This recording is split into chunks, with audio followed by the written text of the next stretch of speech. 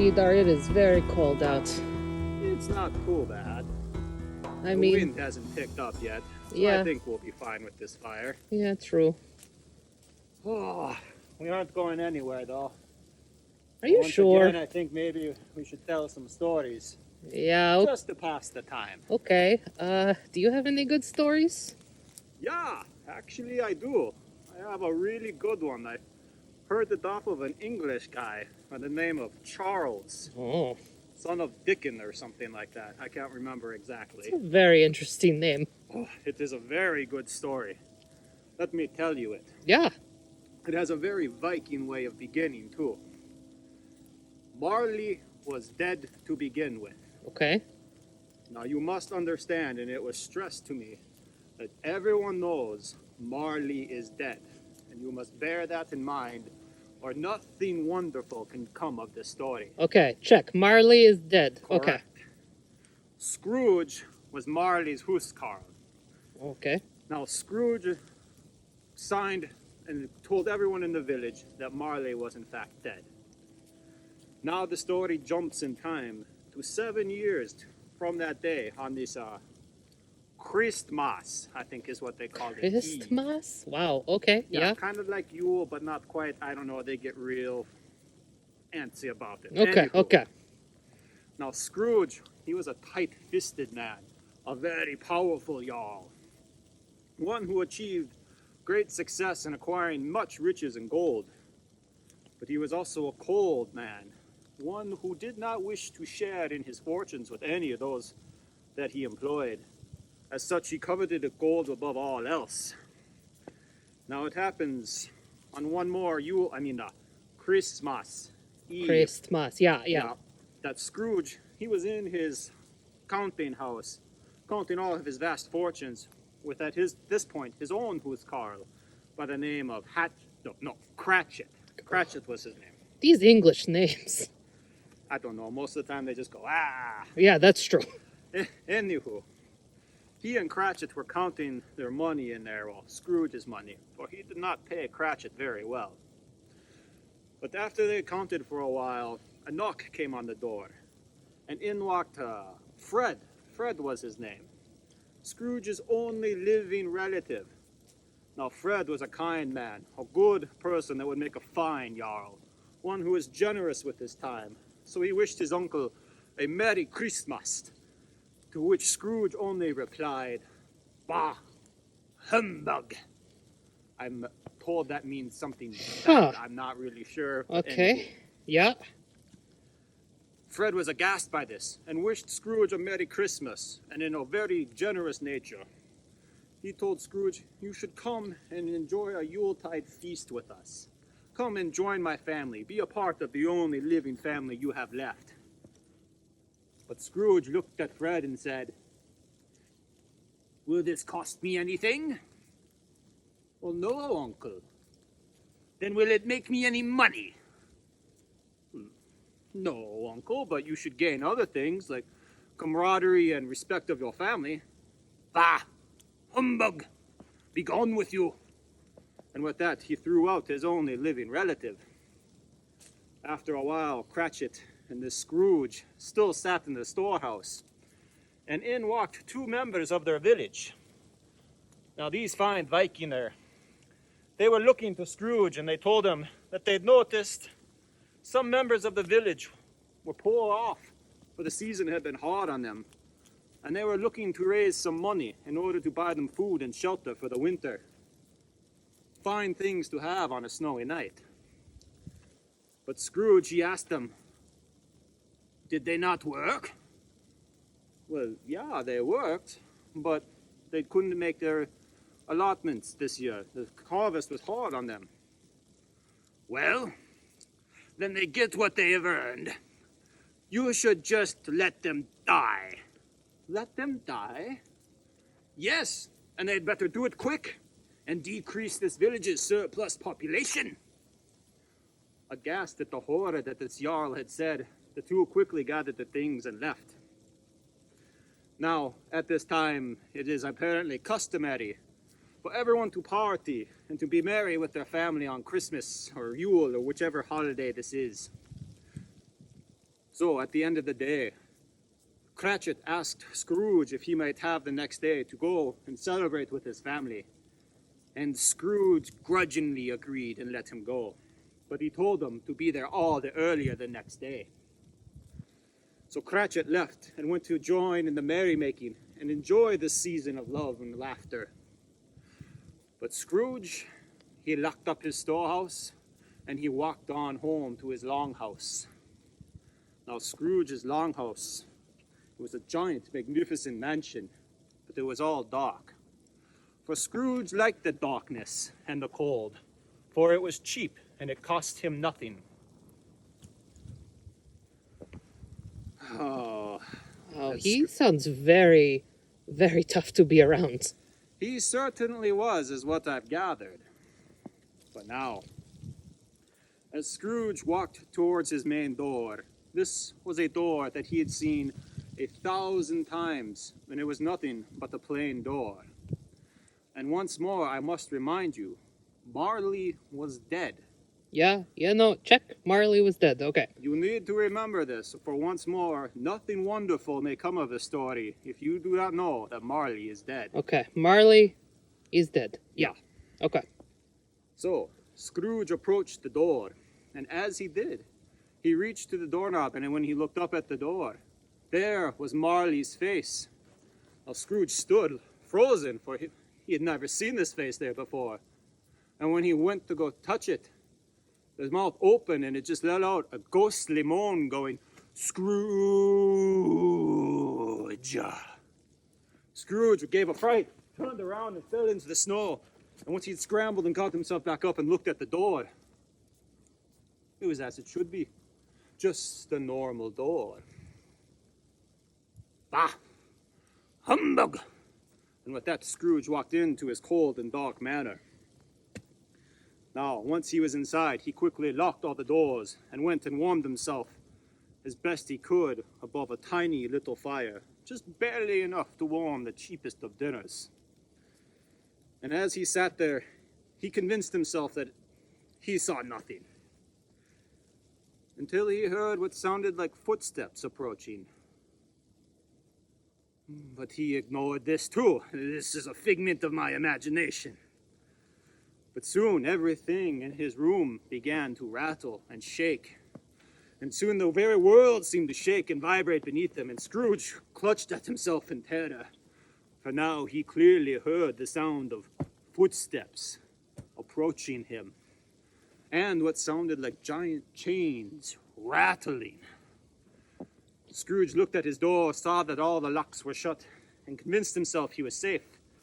But with one quick glance back at the locks, he saw that one by one they began to unturn and unlock themselves, all on their own. And soon the door was kicked open, and in walked a figure dragging chains behind him miles long. This figure looked at him, and Scrooge could only go, "What are you?" This figure turned and looked at Scrooge and said, "Ask me who I was." "Well, who were you then?" "In life, I was your Jarl, Marley." "Well, would you like a seat?" And with that, the spirit walked in and sat down upon Scrooge's thing. The spirit looked at Scrooge and said, "You do not believe in me. Why?" "Because you are of the senses, and they are so easily fooled. You could be just a bad bit of indigestion or something that are making me seeing things. Some bad mushrooms, probably." "You are no berserker, Scrooge." At this ghostly wail that he let out, Scrooge dropped to his knees and said, "I beg of you, spirit, what do you want from me?" "I am here to offer you redemption, Scrooge." Scrooge was confused. The ghost went on and explained that the chains he wore were the ones that he had forged in life, every time he ignored those around him and coveted his own greed. Why, another link was formed, And these chains were so heavy that he was doomed to wander all over Midgard, never to join the ranks up in Valhalla or any of the other 9 realms. Horrified at this, Scrooge asked, "And what does this have to do with me?" "Your chains were this heavy 7 Christmases ago, and each year since you have added to them one by one with all your covetous, unhospitable nature. Tonight, Scrooge, you will be visited by 3 more spirits. Learn their lessons, lest you suffer the same fate as I." And with that, the spirit of Marley got up and slowly walked his way through the walls and exited the home. Now, Scrooge, after he sat a while, again convinced himself, I did not see that was all indigestion. And so he sat down in his bed, once more convinced that he was going to find sleep that night. And he did for a while. But, as luck should have it for him, he was just about to fall asleep when slowly he saw a light approach him from the empty darkness of his longhouse. And as he watched, this light grew brighter and brighter, until soon in front of him stood a glowing child. "Are you the spirit that has come to see me?" said Scrooge. And the spirit replied, "Yes, for I am the ghost of the Christmas past, your past, Scrooge." And with that, the spirit reached out, grabbed Scrooge by the neck, lifted him up, and spirited him away. Scrooge was so frightened he closed his eyes shut tight, but when he opened them, he saw that he was in a familiar place, for he was in the village where he had grown up. Now Scrooge, he looked around, and he could hear the spirit whisper in his ear, "All that you see are shadows of the past. They have no knowledge of you, for all these events have already unfolded." But Scrooge, he barely listened, for he was walking the familiar paths until he found himself in front of an old log house. Here he found himself sitting as a child many Christmases ago, sad and alone. And he commented as such to the spirit, how sad Christmas could be. The spirit merely chuckled and waved his hand, and the scene changed, and the small child that was Scrooge grew into a youthful boy or a youthful man. The spirit whispered to him, "Aye, but Christmases could also be very happy." And in walked Scrooge's sister, Fran, I believe was her name. And Scrooge witnessed a joyful moment when she invited him back to his family. And Scrooge at this commented to the spirit how much he had forgotten how family could mean so much to someone. And he was sad that he had not accepted Fred's offer to go and join in the festivities with him. The spirit waved his hand, and once more he was transported to another location. This one was a log house with a master or a jarl by the name of Fuzzy Hat or Frizzy Wig or something like that. Yeah. And as Scrooge watched the scene unfold, he watched his old jarl celebrate with his men, threw great feasts for everyone, shared in his generosity amongst all those who went on the trading opportunities. Trade, yeah. Yeah, trading, that's what they did. Now, Scrooge remarked how joyful and how great this jarl was. But the spirit merely looked at him, and Scrooge said, "This man had the power to make us joyful, and he shared with all those around me. I had forgotten such lessons. I wish now that I had shared with my own huskarl, Cratchit, more." And the spirit, with one wave of his hand, showed Scrooge what yet another scene. This one, though, caused Scrooge great pain, for he witnessed a memory where he lost the love of his life to his greed. Scrooge begged with the spirit, "Please, spirit, show me no more of this. I cannot take this painful memory. Do not torment me so." "Do not blame this on me," said the spirit. These are but the shadows of things past. Their doing was that of your own free will. Blame yourself, but not me. But Scrooge was beyond listening, for he was in pain at these memories. So he went to grab the spirit and to douse its light, hoping that it would disappear, and so too would these painful memories. But as he went to grab the spirit by the neck, he instead found himself grabbing his bedpost, for he was back in his own room. Except this room was different. Whereas before it was darkness, now it was filled with light. There was food and treasures everywhere. And from the fire he heard a great voice go, "Scrooge, come in and know me better, man." And Scrooge looked and saw a great spirit standing before the fire. Was it Thor? You know, he kind of had a dad bod and a big beard. Yeah. Probably was Thor. Okay. I don't know if he killed any Jotuns, Hmm. but maybe that's in the sequel. I don't know. Okay. But Scrooge approached this spirit, and the spirit said, "Have you seen the likes of me before?" "No, spirit, I can't say that I have." "And nor have you walked with any of my brothers and sisters?" No, spirit, I can't say that I have either. Do you have many?" The spirit merely laughed and said, "I should think so. Some 1,800 or some big number." At this, the spirit laughed, and he said, "Come, Scrooge, I am the ghost of Christmas present, and I have many things to show you." With that, this spirit grabbed Scrooge, and Scrooge was again transported. This time, though, to his own village, but during the daytime. And Scrooge and the spirit walked amongst his village, where Scrooge saw many joyful acts for celebrating the Yule of love and kinship. And Scrooge observed that as the spirit walked amongst the people, whenever a gift was freely given to those, the spirit sprinkled something onto it. "Tell me, spirit, what flavor of powder do you spread amongst the people?" "Why, it is luck and love."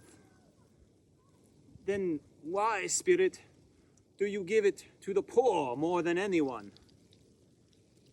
"Because they are in need of it more." At this, Scrooge stopped to ponder and think about this lesson learned. Soon the spirit had guided Scrooge to a very run-down-looking longhouse. "Who would live here?" said Scrooge. The spirit merely looked at him and said, "This is the longhouse of Yahuskar Cratchit." "Well, why does he not live in a better house?" "This is all he can afford on your meager salary." Again, Scrooge felt embarrassed by what he had heard and realized the error in his ways. But the spirit pushed Scrooge straight through the door, and again they observed this family, a joyful gathering, one where the entire family celebrated this Yule. As this family celebrated with a feast, for it was a very meager feast, Scrooge noticed a small child looked very sickly sitting at the table. I did not know that Cratchit had such a sick child. Tell me, spirit, will this child make it?" The spirit looked around and seemed to age. Then he said, "I see an empty table and a crutch that has no owner. If these shadows of the future are not changed, the child will die." "Oh, no, spirit, tell me he won't die." And in Scrooge's own voice he heard, "Well, if he's going to die, he better do it and decrease the surplus population." "Maybe," the spirit said, "you should understand who the surplus is before you condemn them to death." And again, Scrooge looked at him and nodded, having learned a valuable lesson. Scrooge was then transported to his nephew's longhouse, where he observed Fred and the rest playing games and making merry at the time of Yule, often at the expense and the joke of Scrooge. But at the end, he heard Fred say, "But I will always invite my uncle, for family and kinship mean more to me than anything in the world. So a toast to my Uncle Scrooge." And they all said, "Skål."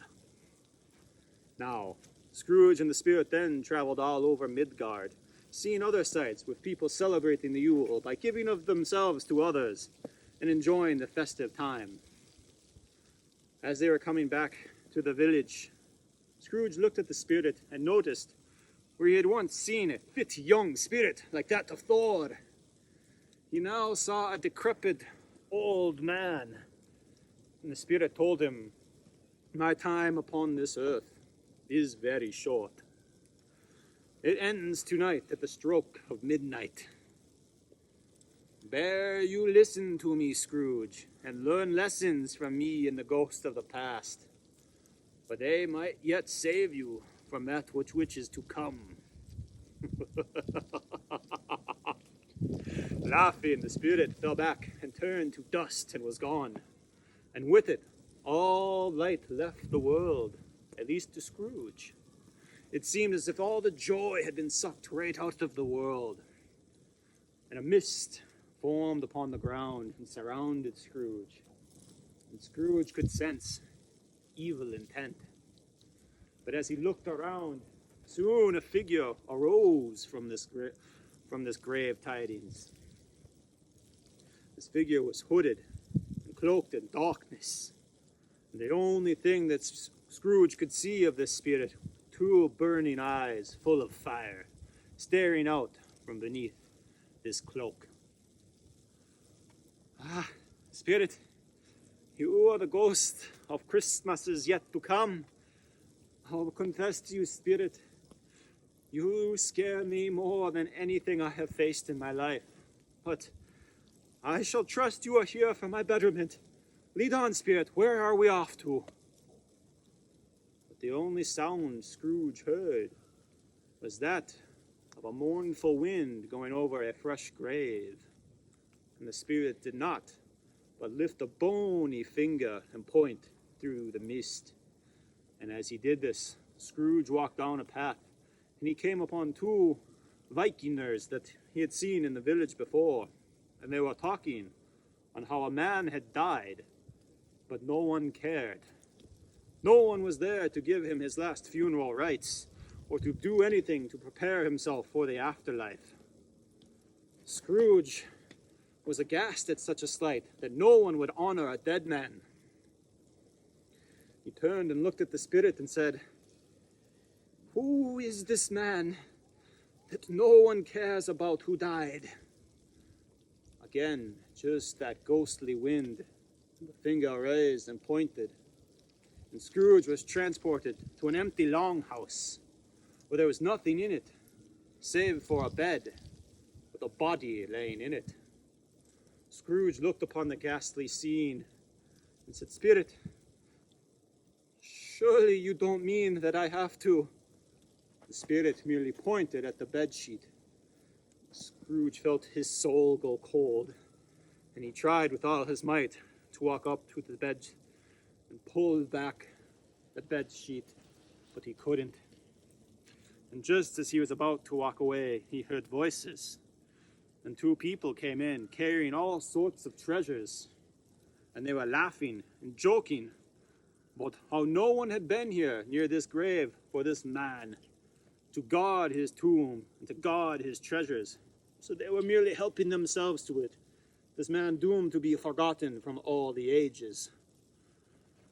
Again, Scrooge got really scared.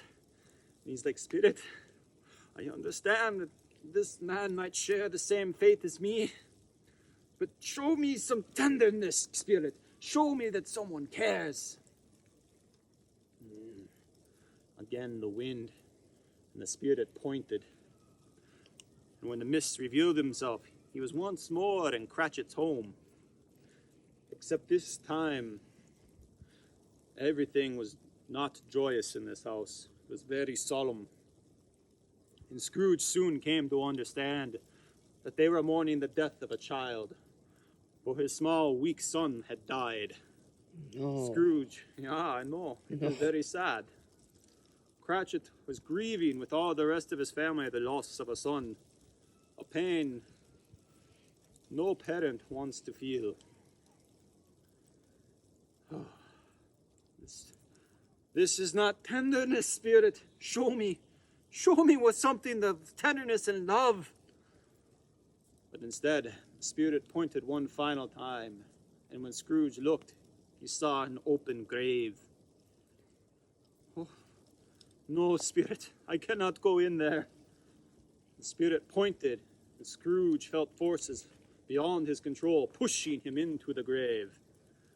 But as he went in there, Scrooge begged with the Spirit, tell me that these shadows of things that have not yet come can be changed. If we do away with things in the past and we change our current course, so too must the destination change. But Scrooge heard no comfort from the Spirit. He merely felt the dark pull of the grave pulling him in. And when Scrooge turned, he fell into the grave.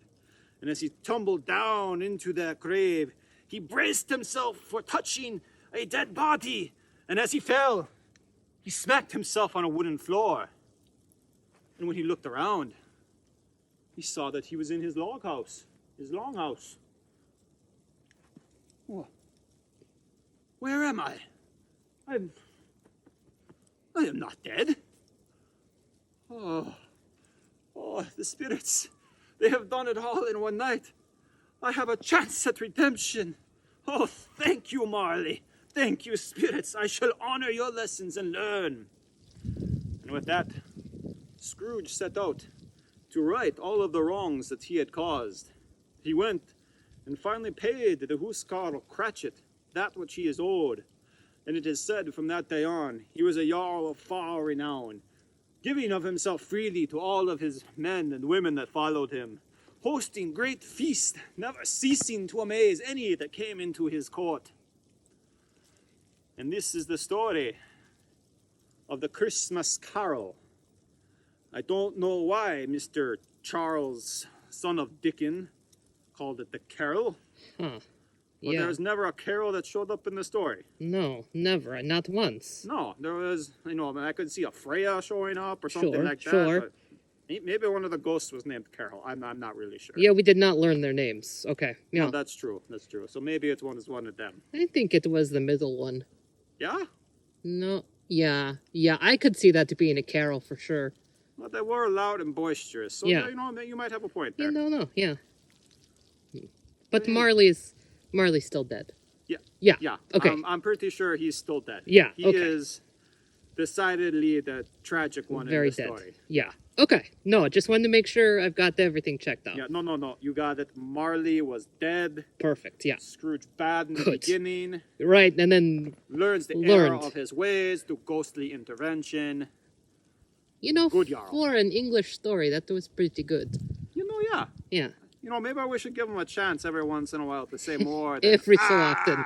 Yeah, that's true. Okay, we could try. I mean, Maybe we should bring that up with the Jarl first. yeah. We'll table that for now. And Okay, fair. hopefully survive this brief snowstorm we seem to be stuck in here. Yeah. Okay, Merry Christmas, everybody. Happy Yule. That too.